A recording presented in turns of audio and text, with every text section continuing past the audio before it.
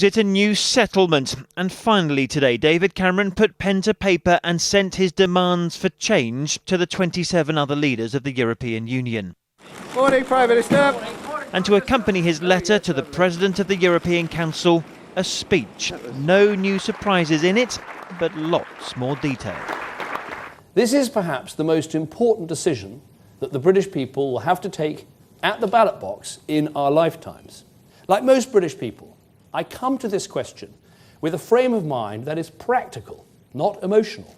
Head, not heart. And his head has led him to a set of 4 demands in his letter to the Council President.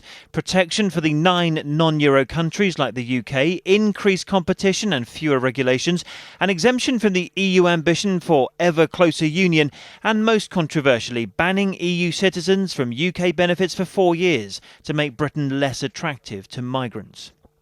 He called them substantial changes. Many in his party, however, thought he'd set the bar too low.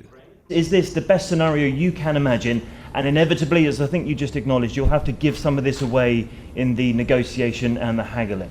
I'm not going in here with 4 areas of things that need to change, being prepared to drop 1 or drop 2. We need action in all 4 areas, and that is what I'm confident we can achieve. It will be hard work.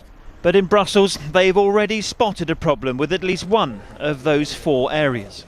And some things which are highly problematic as they touch upon the fundamental freedoms of our internal market.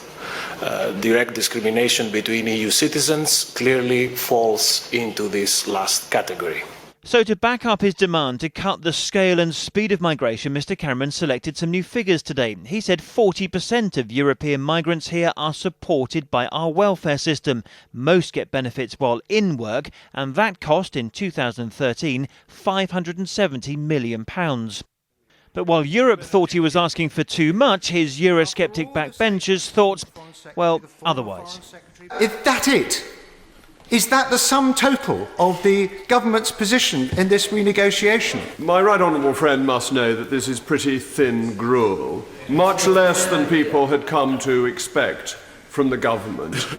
And after he took delivery of the British letter today, the Council President arrived at a summit in Malta. David Cameron will be here tomorrow, where he'll find out what other European leaders make of his plan to ban their citizens from getting the same benefits as British workers. Chris Ship.